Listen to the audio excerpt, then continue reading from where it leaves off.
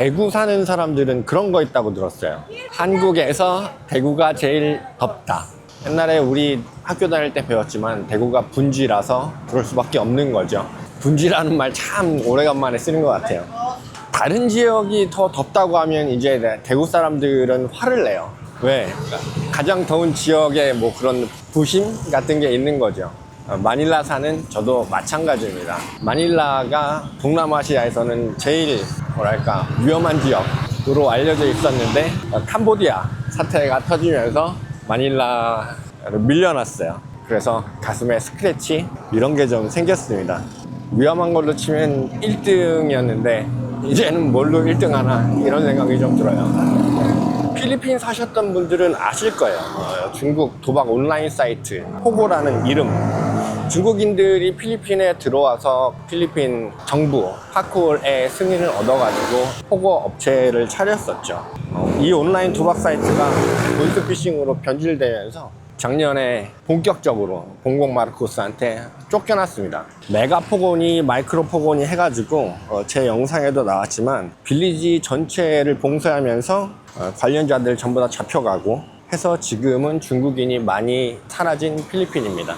이야기하자면 기니까 여기까지.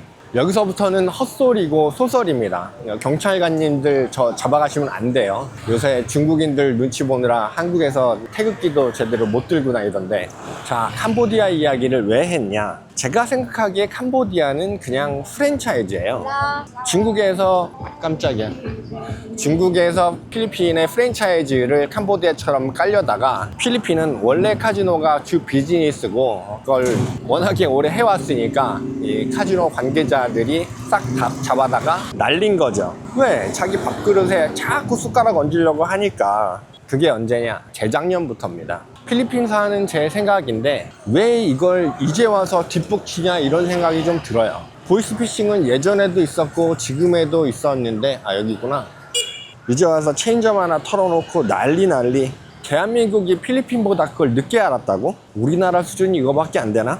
지금이라도 잡아서 일망타진 한다고 하니까 다행이긴 한데 제 입장에선 필리핀보다 늦어가지고 약간 뭐랄까? 또 스크래치 났다고나 할까요? 필리핀 살지만 그래도 한국인인데 헛소리 한번 해봤습니다. 저녁 먹으러 왔어요. 여기 아는 지인이 개업을 하신 곳인데 이자카야 투나라고 또 개업했는데 한번 팔아드려야죠. 들어가겠습니다. 제가 또 요식업을 준비 중이니까 여기는 또 어떻게 해놨나 한번 보겠습니다. 이렇게 방이구나. 안녕하세요. 여기도 마찬가지로 깔끔하게 잘 해놓으셨네. 층고가 굉장히 높습니다. 가게가. 이런 가게 찾기가 힘들었을 건데 역시 제가 사실은 이분 때문에 그 필리핀에 왔거든요. 옛날에 제 영상 보시면 싸미구엘 프로젝트 시작한다 그래가지고 거기서 서류 본다고 그래서 왔었는데 벌써 10년 훌쩍 지나버렸네요. 필리핀에 있은 지가. 자, 음식 나왔습니다. 이쁘다. 요거 먹고 그러면 집으로 또 가겠습니다. 맛은 제가 나가면서 한번 말씀을 드려볼게요. 맛이 있었는가 없었는가. 잘 먹었습니다. 이자카야 투나. 장사 잘 되시길 바랄게요. 모든 걸 다 한국에서 가져오신다네요. 항공으로. 항공 이용하시는 분들은 아시겠지만 생물을 한국에서 받으려면 그냥 생물만 보내는 게 아니고 스티로폼에 뭐 드라이 아이스에 그리고 생물이 상하면 안 되니까 이것저것 해가지고 실제로 보내는 것보다 금액이 막 5배는 더 나오거든요. 저렇게 장사하는 게 정말 쉽지 않은데 정말 대단하신 것 같아요. 아무래도 또 구력이 있으시니까 그렇게 하시는 거고. 그리고 이번에는 저번 편에 나왔던 여자분에 대해서 말씀을 드리려고 하는데 그 여자분은 또 이제 저는 다른 사람을 찾아야 될 것 같아요. 필리핀에 여자 많으니까. 메일을 받았어요. 메일을 많이 받았는데 제가 중매쟁이는 아닌데 그렇습니다. 여기서 여자를 만나려면 일단 여기 사시는 분이어야 돼요. 관광객은 솔직히 여기 사람들이 잘 안 만나려고 하죠. 그냥 돈벌이 수단으로만 보고 남자친구로 생각하지는 않습니다. 그래, 여기서 여자를 만나려면 어떻게 해야 되냐? 정말 쉬운 방법 딱 한 가지 있어요. 그거는 분명히 좀 전에 말씀드린 대로 여기에서 사는 게 첫 번째 여야다고 그러려면 여기서 뭔가를 하셔야겠죠. 그리고 두 번째로 가장 쉬운 거는 JTB 술집들 다니면서 마음 드는 애 있으면 그냥 그 여자한테 제안을 하시면 됩니다. 그게 제일 쉬워요.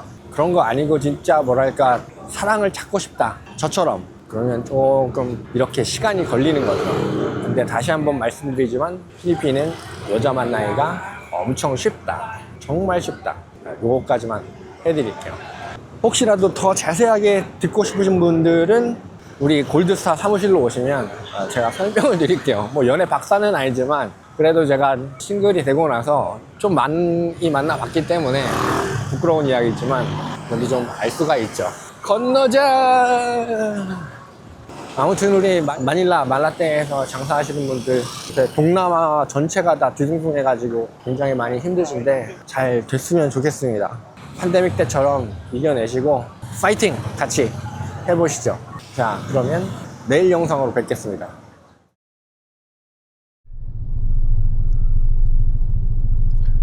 필리핀은 보면 아직까지 이런 창문 닦기들이 있어요. Magandang my friend.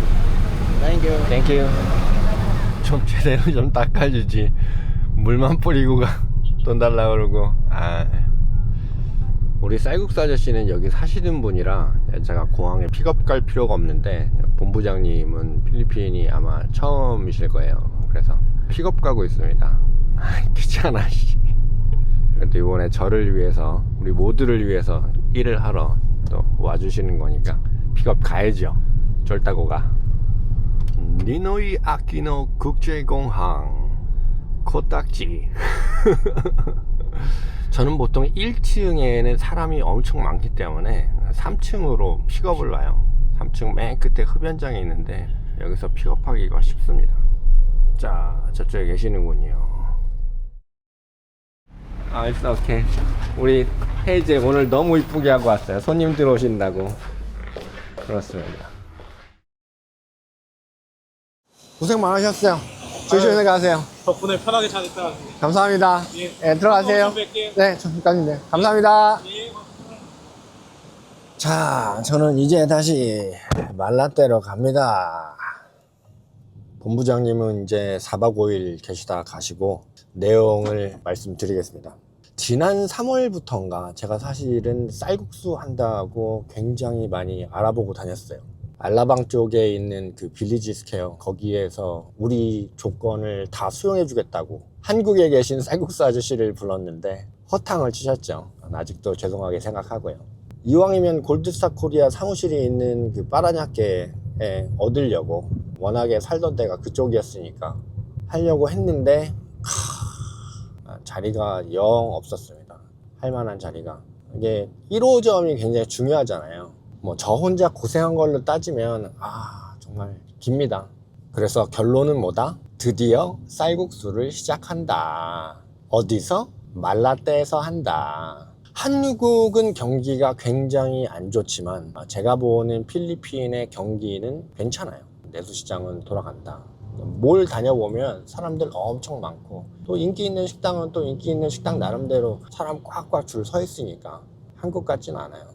말라떼에 제가 지금 머무르고 있는데 말라떼의 한식당들하고 현지인들을 상대하는 로컬 식당하고는 좀 차이가 있죠. 쌀국수도 사진에 나오는 것처럼 보시면 아시겠지만 현지인들은 줄 서서 먹습니다. 그래서 아이템은 괜찮은데 자리가 없어서 아직까지 시작을 못하고 있었다. 그래서 혼자서 정말 저 혼자만 더 이렇게 마음이 타들어가고 있었던 것 같아요. 쌀국수 아저씨는 여기서 자리 찾으면 시작하면 되지 요 생각이셨을 테고 구독자님들은 저놈 언제 시작하나 두고 보자 요 정도 마음. 근데 저는 정말 굉장히 간절했어요. 왜? 나는 꿈이 있고 목표가 있었기 때문에. 주중에는 빠라냐케에서 그리고 주말에는 말라떼에서 이렇게 지냈는데 말라떼 주말에 이렇게 보니까 한식당들이 장사가 너무 안 되는 거예요. 그래서 왜 안 되는가 이렇게 생각을 좀 곰곰이 해봤어요. 모든 한식당들이 이렇다는 건 아닙니다. 또 우선 우리 말라떼 1등은 로얄 식당 마닐라 1등인 이유가 있어요. 제가 여기 사장님이랑 뭐 친해서 이런 말씀 드리는 건 아니고 여기는 음식이 정말 양도 그렇고 퀄리티도 그렇고 잘 나옵니다. 한식당들이 안 되는 이유가 제가 분석해 본 결과 몇 가지 있지만, 첫 번째 말씀을 드리면 너무 저퀄리티다. 이 메뉴 한번 보세요. 이 메뉴 한번 보시면 한식당에서, 그러니까 한 곳의 식당에서 이걸 전부 다 만들어내는데 전문성이라는 게 있겠냐고요. 밀키트 사다가 대충 조리해 가지고 나가는 거, 아니면 대량으로 만들어 가지고 소분해서 얼려놨다가 해동시키고 그렇게 손님들한테 나가는 거죠. 그러면서 장사 안 된다 그러고, 한국 사람 관광객 안 온다 그러고, 장사 안 되는 자리 장사 정말 잘 되는데 개인 사정이 있는 것처럼 팝니다. 이렇게 내놓으시는 분들도 상당히 많아요. 두 번째로는 다 똑같은 걸 파는 것 같더라고요. 예를 들어 삼겹살, 한식당 삼겹살 안 파는 한식당 없을걸요? 말라떼만 봐도 샤브샤브 집이 모르긴 몰라도 뭐 10개는 넘을 거예요. 말라떼 서클 근처에만. 필리핀 사람들한테 삼겹살은 그냥 500페소 조금 더 주면 배불리 먹고 나올 수 있는 곳? 요 정도 수준밖에 안 되는 것 같아요, 이제. 그리고 필리핀 사람들이 많이 먹으니까, 삼겹살이 원래 돼지의 한 부위인데 필리핀 사람들이 많이 먹으니까 삼겹살을 쓰지 못하고 다리살을 쓴다거나, 그러면서 또 퀄리티가 떨어지고, 이제 아는 거죠. 이 사람들도 그냥 그렇게 먹을 수 있는 평범한 음식이구나, 삼겹살 자체가 특별한 게 없구나, 뭐 이런 거. 영상마다 말씀을 드리는데, 필리핀에서 장사를 하려면 필리핀 사람을 상대로 영업을 해야 된다고 생각을 해요. 왜? 여기 한국인이 얼마나 된다고, 여기 중국 사람이 얼마나 된다고, 여기는 필리핀인데 당연하지. 성수기 비수기에 수요와 공급이 왔다 갔다 하는 한국인들, 관광객들을 상대로 필리핀에서 장사를 한다? 물론 뭐 한국 경기가 좋으면 그것도 괜찮을 수 있는데 항상 그럴 수는 없잖아요. 그래서 이젠 아니다. 왜 쌀국수냐? 예를 들면 쌀국수의 장점 뭐 이런 건데, 제가 나름 공부한 거 한번 이야기를 드려볼게요. 첫 번째로 시설비예요. 삼겹살은 테이블마다 덕트가 내려와야 된단 말이에요. 쌀국수는 이런 거 없죠. 연기를 빨아들이는 덕트가 없으면 시설비도 덜 들고, 그 다음에 연기도 안 나고, 물론 테이블마다 불을 떼지 않으니까 덥지 않고, 기름이 튀지 않으니까 뭐 바닥도 깨끗할 거고, 에어컨 청소도 삼겹살집에서는 자주 해야 될 거를 이제 쌀국수집에서는 좀 덜 해도 된다. 근데 이거는 한국의 갈비탕, 설렁탕 이 집도 마찬가지죠. 다 조리해서 나오는 거니까. 필리핀 전기세 비싸기로 소문났는데 전기세도 당연히 세이브 될 거고요. 두 번째는 인건비예요. 한식은 반찬이 되게 많이 나오잖아요. 첫 번째로 손이 많이 가고, 반찬이 리필이 되기 때문에 직원들이 한 번 움직일 거 두 번, 세 번 움직여야 돼요. 그러면 직원을 또 많이 뽑아야 되는 거고요. 뷔페식이면 손님들이 가져다가 먹는데 보통 식당은 뷔페가 아니니까. 근데 쌀국수는 뭐 아까 말씀드린 우리나라 갈비탕, 설렁탕처럼 한번 서빙하면 그냥 되는 거고요. 물론 삼겹살 집에 비해서 설거지거리도 덜 나오죠. 왜? 고기 굽는 판 그거 닦는데 엄청 힘들잖아요. 그리고 반찬마다 나가는 그 접시 또 마찬가지고. 세 번째는 마진율이겠죠. 마진율은 예를 들어 채소값, 그 다음에 닭고기값, 뭐 돼지고기값, 이런 거는 필리핀도 우기냐 건기냐 장마냐 아니면 홍수냐에 따라서 차이가 많이 납니다. 들쭉날쭉해요, 굉장히. 그래서 가격 정하기가 힘든데, 옛날에 돈을 벌려면, 장사를 하려면 물장사 해라, 뭐 면장사 해라, 이런 얘기 있었어요. 면은 돼지고기, 닭고기에 비해서 등락폭이 조금 더 적다고 봅니다, 저는. 그래서 나름 안정적이다. 이 정도면 쌀국수를 왜 선택했는지 여러분도 아실 수 있을 거라고 생각합니다.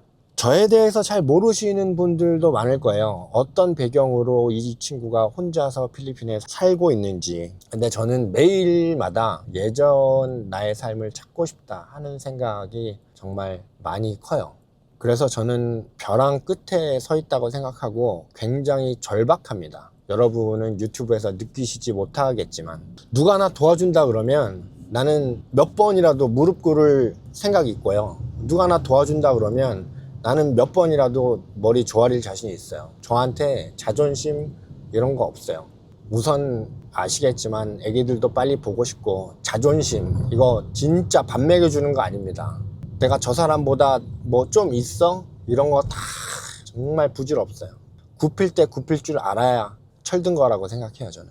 물론 혼자서 먹고 사는데 여기서 지장은 없지만 제 목표와 어이 깜짝이야, 꿈은 그게 아니거든요.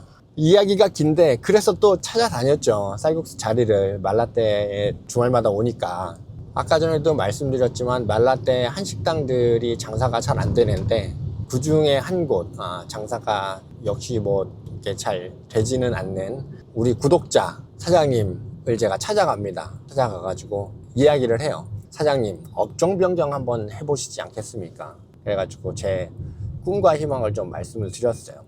이렇게 할 거고 뒤에 그 커다란 회사를 가진 우리 쌀국수 아저씨가 계신다. 그러니까 그 사장님이 오케이를 하셨고, 그래서 제가 지지난 영상에 한국에 다녀온 거예요. 우리 쌀국수 아저씨 만나가지고 쌀국수 업종 변경 하신다는데 위치는 이렇고 지금 사정은 이렇습니다 라고. 그러니까 쌀국수 아저씨가 그래? 야, 그럼 본부장 너 필리핀 갔다 와. 이렇게 해서 방금 이제 본부장님이 미팅을 다 마치고 한국으로 돌아가신 거고요. 길었습니다. 여기까지 오는 게. 지난 3월부터 지금 11월 달인데 거의 1년간을 혼자서 정말 가슴 졸이고 많이 돌아다녔던 것 같은데, 뭐 어쨌든 드디어 시작을 하게 되었어요. 말라떼에 도착을 하면 어디에 쌀국수를 할 건지, 그리고 그 쌀국수에 예스를 하신 사장님은 또 어떤 분인지 제가 이야기를 다시 하겠습니다. 저는 이 쌀국수 비즈니스에 진짜 모든 걸 걸었어요. 저는 쌀국수 아저씨를 굉장히 오래 봐왔고 쌀국수 아저씨 100% 믿고 가는 거예요. 저 혼자였으면 이거는 꿈도 못 꿀 일입니다. 그래서 이번 프로젝트가 성공하든 못하든 이 영상을 빌어서 우리 쌀국수 아저씨 참 너무 고마워요. 내 은인입니다. 자, 그러면 말라떼로 갑니다. 고고!